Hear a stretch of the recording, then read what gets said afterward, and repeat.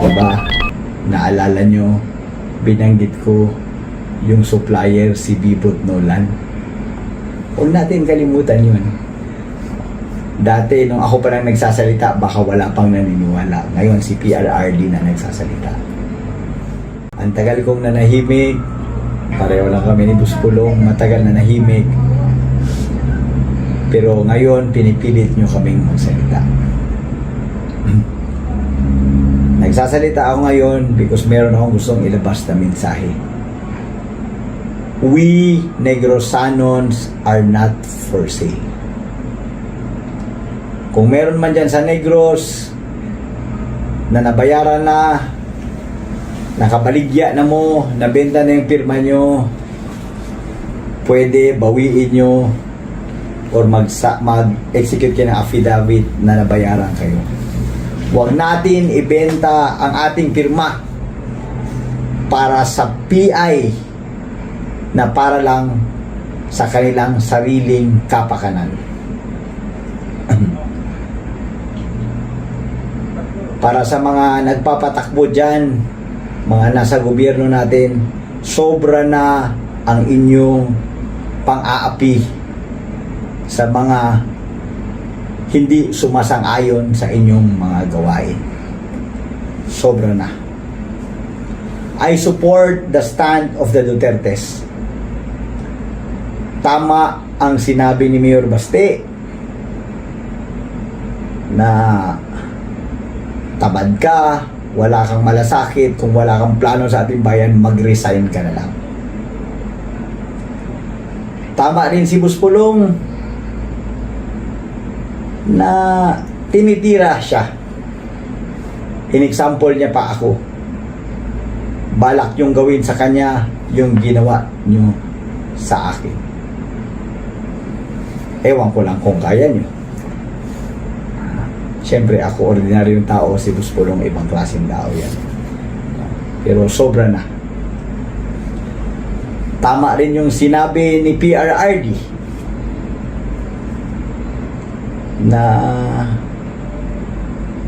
dati gumagamit, ngayon gumagamit pa rin. Kung si PRRD may intel, ako rin may intel. Alam ko yung katotohanan. Diba? Naalala nyo, binanggit ko yung supplier si Bibot Nolan. Huwag natin kalimutan yun. Dati, nung ako pa lang nagsasalita, baka wala pang naniniwala. Ngayon, si PRRD na nagsasalita. Meron akong challenge ngayon.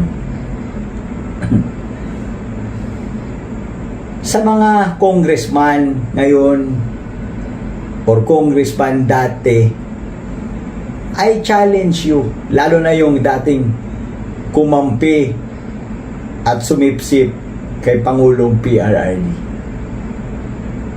Magsalita nga kayo ngayon. Tama si PRRD o mali si PRRD? Wala kasing nagsasalita eh. Bakit parang kami lang dalawa ni Buspulong ang may tapang na magsalita? Ha? I challenge you. Oh, sige nga, magsalita kayo. Tingnan natin. Meron din akong matagal nang iniisip na tanong.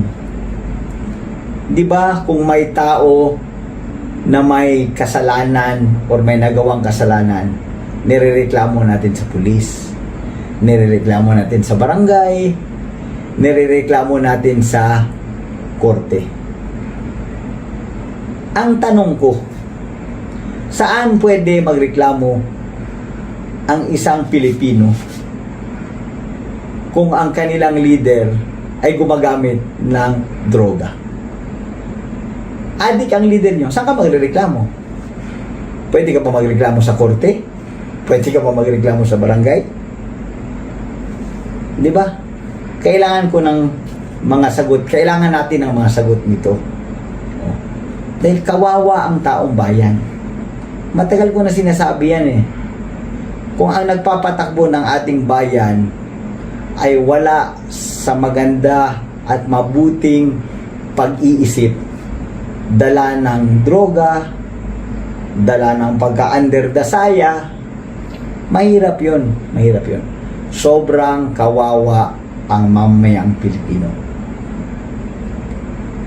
Sa napag-alaman ko po, hirap na ang buhay ng mga Pilipino. Sobrang mahal na ng mga bilihin, sobrang taas na ng presyo ng petrolyo, sobra na ang pang-api. Habang nangyayari ito lahat, ang dami sa ating mga opisyal nagpapasarap ng buhay.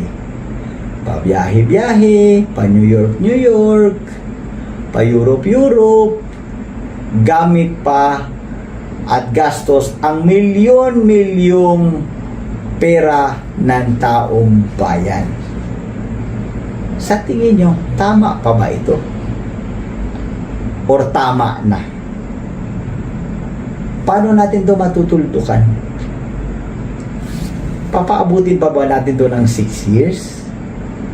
Na magtiis tayo ng ganito? Tingin ko, kailangan na natin magkaisa. Samahan natin si PRRD sa kanyang stand na kailangan na ng pagbabago sa lalong madaling panahon. Anyway, sa tanong ko kung saan tayo hihingi ng tulong, seryoso ako. Please leave your comments on the comment section below kung saan tayo pwede humingi ng tulong. Sa mga militar at pulis, ako ay nananawagan din sa inyo. Obligasyon nyo, katulad ng sabi ni PRRD kagabi, na tulungan ang taong bayan at panindigan ang ating bahay or konstitusyon. Unang-una, hiling ko sa inyo, hulihin nyo ang mga adik, lalo na ang mga nagbebenta ng droga. At kung pwede, please, pakiunahin yung nasa gobyerno na gumagamit ng cocaine. Lastly, I ask everyone, let us support VP Inday Sara. Huwag natin siyang pabayaan na apihin ng kanyang mga kasamahan or katunggali man sa gobyerno. Si Inday Sara at si PRRD at ang kanilang pamilya ang isa sa mga pinakamalaking makakatulong na mabuhay ng maganda ulit ang bansang Pilipinas. Again, huwag natin pabayaan si VP Inday na apihin ng mga tambaluslos. Yun lang po. Ito po si Congressman Arnie Teves, nakikiusap sa inyong lahat. Hindi ito para sa akin, kung hindi para sa lahat ng Pilipino, lalo na sa ating mga kapatid na mahihirap. Maraming salamat po.